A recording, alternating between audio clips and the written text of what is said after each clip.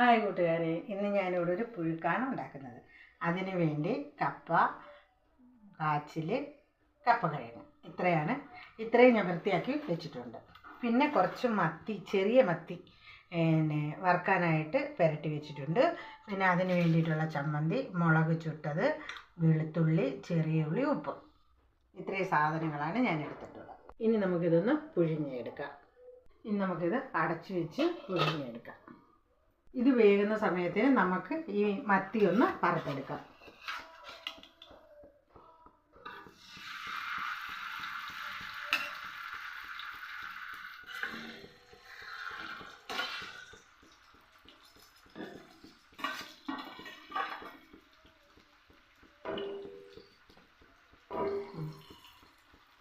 അപ്പോൾ നമ്മുടെ പുഴുക്ക് ഇവിടെ റെഡി ആയിട്ടുണ്ട്.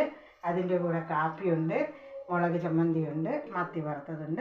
ഇന്ന് വൈകിട്ടത്തെ 4 മണിക്കുള്ള ചായക്ക് നമുക്കിതാണ് ഉള്ളത്. നിങ്ങൾക്ക് എന്താണ് കഴിക്കാനുള്ളത് കമൻറ്റിലൂടെ അറിയിക്കുക.